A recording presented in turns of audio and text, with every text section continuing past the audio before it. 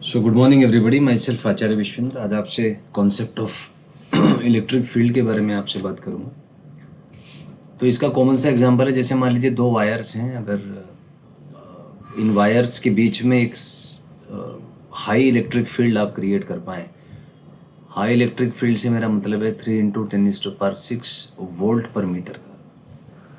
और यहाँ पे मैं मान लेता हूँ कि इसमें एयर है, तो इतने हाई इलेक्ट्रिक फील्ड में there is something called as the dielectric breakdown.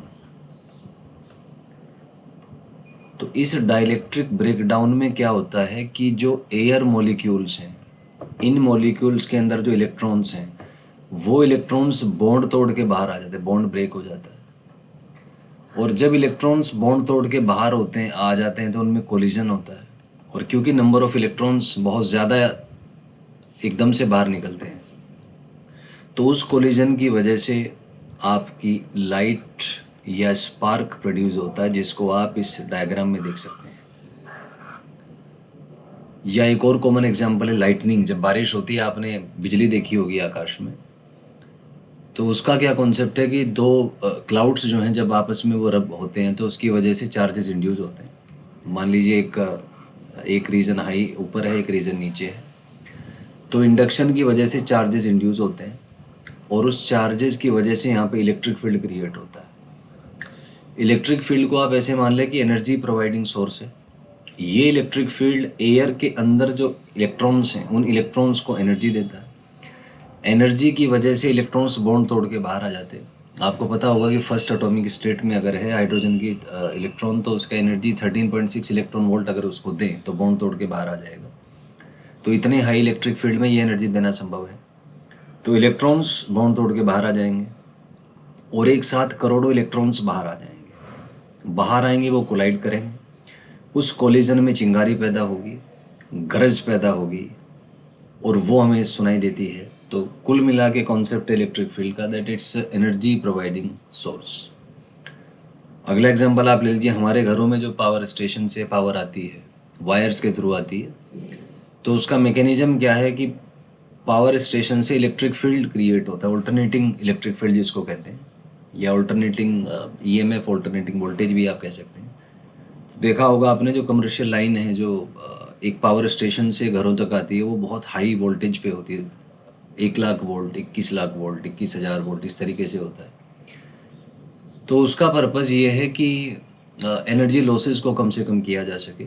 इस वजह से हाई वोल्टेज पे वो पावर जो पोटेंशियल डिफरेंस है या जो एनर्जी है, वो ट्रांसफ़र की जाती है। तो बेसिकली इलेक्ट्रिक फील्ड का जो कॉन्सेप्ट है वो है, it is basically energy providing resource. अगर और डेप्थ में आप देखेंगे, इसकी एनालिसिस करेंगे, तो कॉन्सेप्ट है कि fundamentally everything is made up of vibrating strings according to the string theory. और ये स्ट्रिंग्स वाइब्रेट करेंगे तो सर्टेनली उनका एक पार्टिकुलर एनर्जी होगा, और ये एनर्जी फ्रीक्वेंसी के प्रोपोर्शनल होता है। जितना ज़्यादा इन स्ट्रिंग्स का वाइब्रेशनल फ्रीक्वेंसी होगा, उतने ज़्यादा वो एनर्जेटिक होंगे। तो इलेक्ट्रिक फील्ड क्या करता है, उन इलेक्ट्रॉन्स के वाइब्रेशनल फ्रीक्वेंसीज को बढ़ा देता है, and this is the ultimate energy transfer mechanism. तो इलेक्ट्रिक फील्ड को आप एक ईएम वेव की तरह देख सकते हैं, क्योंकि ईएम वेव में दोनों ही होते हैं, इलेक्ट्रिक फील्ड और मैग्नेटिक फील्ड।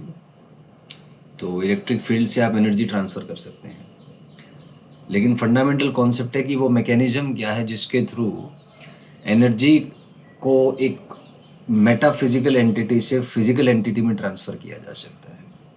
आप अपने आप से प्रश्न पूछे कि मान लीजिए कोई इलेक्ट्रॉन है, और यहाँ पर मान लीजिए कोई एक ईएम वेव आई, और मोर specifically let's say a photon आया according to the quantum theory of light.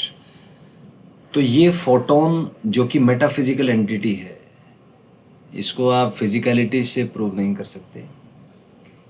ये एक इलेक्ट्रॉन के साथ इंटरेक्ट करता है, और उस इंटरेक्शन में इलेक्ट्रॉन्स को एनर्जी प्रोवाइड की जाती है।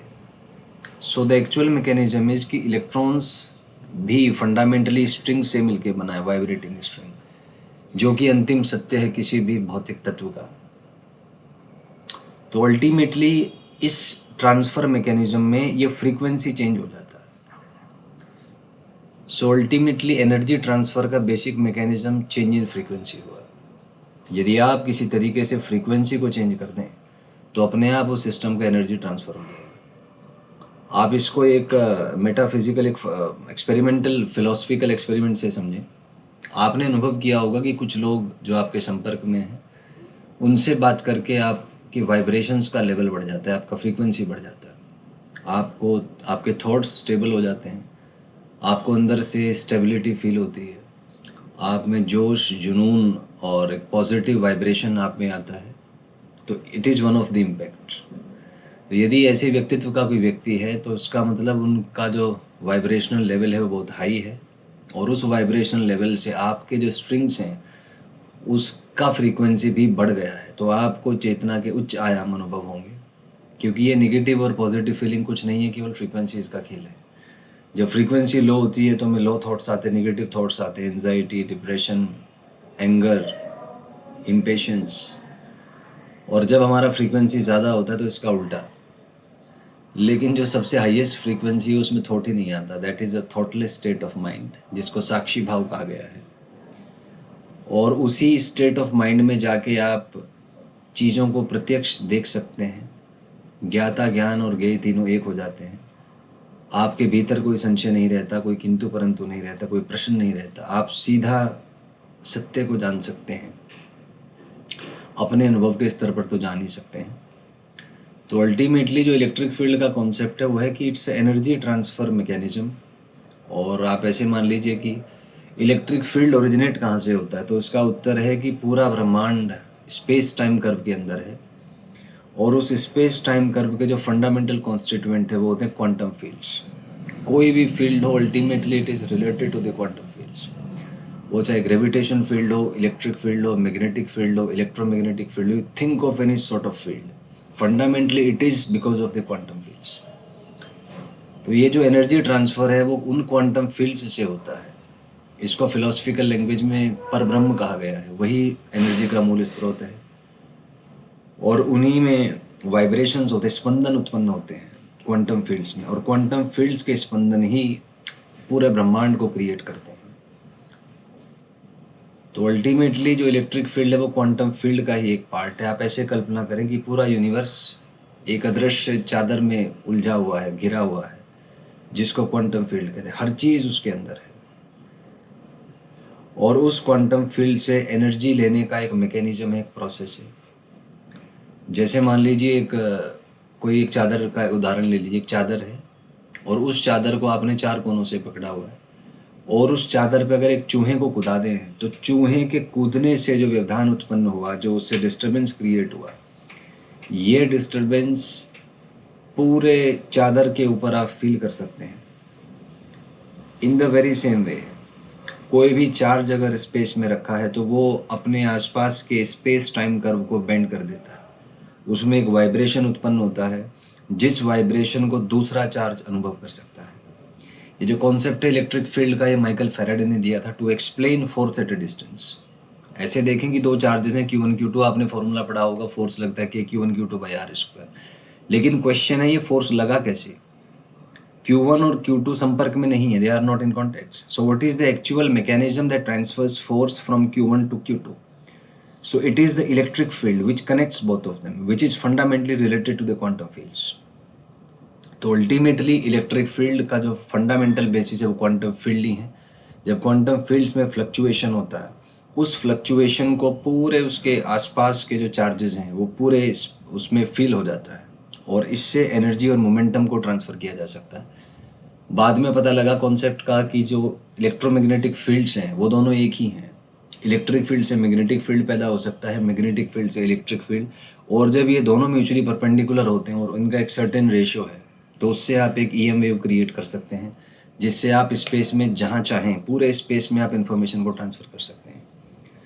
इवन जो आप फ़ोन पे बात करते हैं तो you make use of the electric and magnetic fields, और उसमें इलेक्ट्रिक फील्ड सामान्यतः डोमिनेट करता है क्योंकि मैग्नेटिक फील्ड का वैल्यू काफ़ी कम होता है। So normally electric field dominates, electrical energy dominates. So this was the basic concept of electric field. I hope you get it well. कोई डाउट हो तो आप कमेंट सेक्शन में पूछ सकते हैं। धन्यवाद। Have a nice day.